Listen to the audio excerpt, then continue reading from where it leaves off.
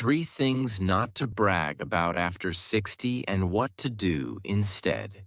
How to protect your relationships in your golden years. A recent survey by the Ministry of Health and Welfare found that 45% of older Australians experiencing depression identified a break in friendships as a major cause.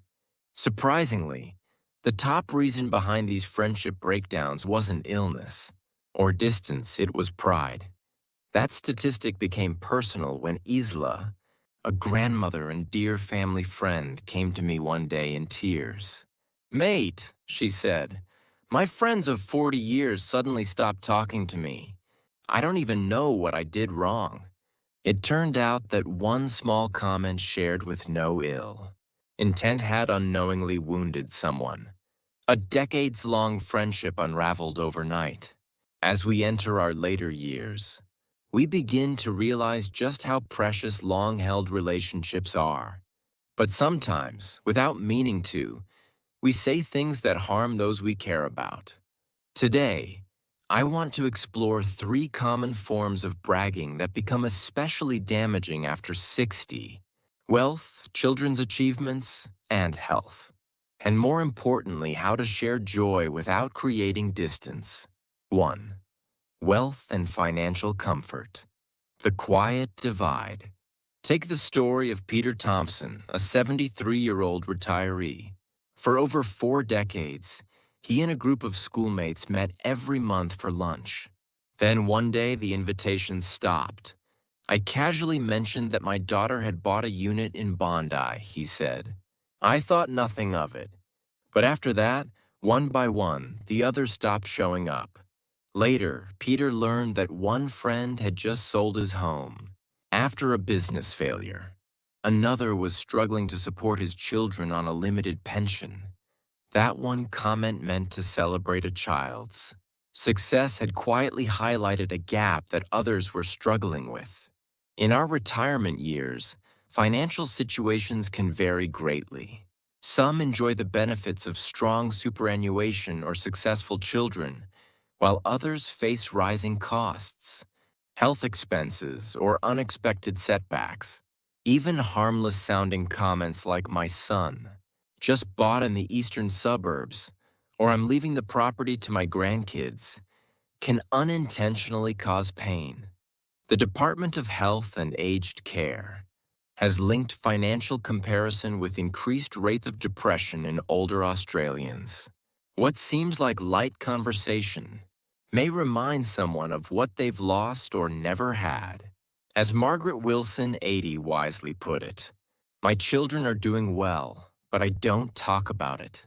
Instead, I focus on listening." That's how you build lasting friendships. 2. Children's achievements. Pride that pressures. John Smith, a 76-year-old retired teacher, regularly caught up with old colleagues until a casual comment changed everything. "My son's an executive now," he shared one day. Soon after, others began to distance themselves. One friend's daughter had recently been rejected from a series of jobs. Another's son was still looking for work abroad. What John meant as pride came across unintentionally as a comparison.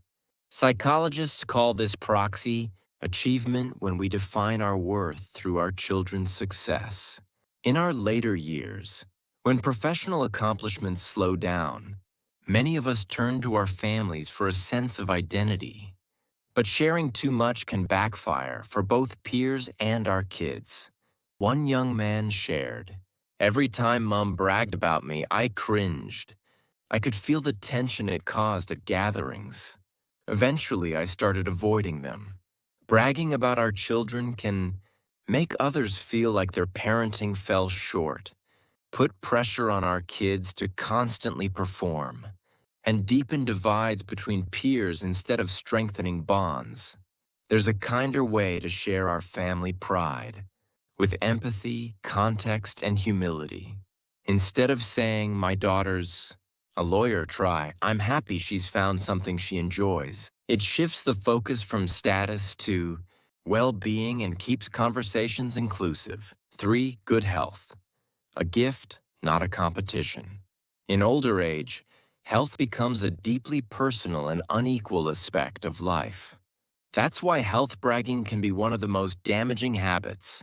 You've probably heard statements like, I still walk 10,000 steps a day. I don't take any medicine. I'm as fit as I was at 50.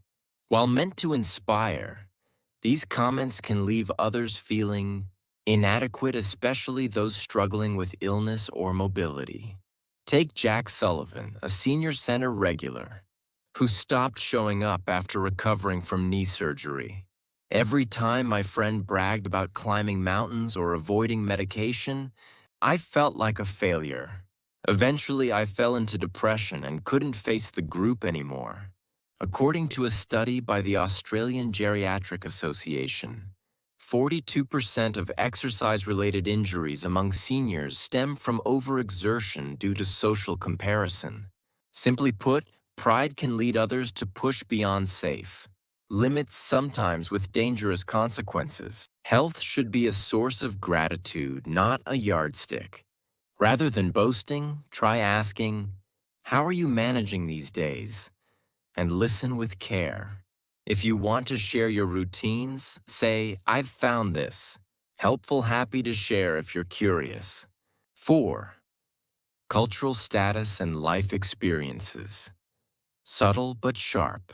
Not all bragging is loud. Sometimes it's wrapped in cultural or lifestyle pride. In one Melbourne book club, the mood shifted from joy to quiet tension. One member started saying, I read 3 novels a week, and another added, I only read Japanese literature in the original. Eventually, a retired factory worker quietly left the group. I felt like I didn't belong, he said. Like my life wasn't cultured enough. Barbara Green, 80, felt similarly during dinner conversations. It started with European holidays and luxury handbags. I've lived simply all my life. Suddenly I felt invisible. Unlike money talk, cultural bragging often cuts deeper. It implies status, intellect, or refinement. For those who didn't travel, attend university, or enjoy luxury, such conversations can sting. As Helen Carter, a former counselor, observed, in older age, we all want to feel valued. But if we use experiences to elevate ourselves, it can come off as insecurity, not connection. Connection over comparison, a new way to share. So how do we share our lives with others without isolating them? The answer lies in intention. Share stories to invite connection, not admiration. Ask before offering advice. Express gratitude instead of superiority. Charlotte, 79, found that everything changed when she stopped leading with her stories. Once I started listening more and talking less, people came around more often. I felt more connected than I had in years. Jim Barker, 83, echoed this sentiment. When I was younger, I wanted to impress. Now I realize real wealth is in knowing when to stay quiet. I'm happier living with gratitude. Final thoughts. 3 gentle reminders for the golden years. As we grow older, we don't need to prove ourselves through past titles, our children's resumes, or the number of holidays we've taken. What really matters is how we make others feel. So here are 3 simple things to remember. 1. Think before you share. Ask yourself, will this lift others up or bring them down? 2. Practice quiet joy. Celebrate your blessings with gratitude, not pride. 3. Value connection over comparison. Your presence, not your past, is what truly matters to those around you. In the words of psychologist Carl Rogers, when we accept others for who they are, we can change ourselves. Let's grow into the kind of wisdom that listens more, judges less, and uplifts everyone in the room, no matter their story. Your life is worth and beautiful enough in itself. You don't have to brag about it to prove it. Share your sincere attention, listening, and small kindness instead of bragging. That's the real secret to keeping happiness in old age. If this was helpful, please recommend this channel to others. Subscribe, like, and set notifications so you can be the first to hear a new story whenever it's uploaded. Please leave your precious comments in the comments. I'll come back with a meaningful story for happy old age again. Thank you for watching.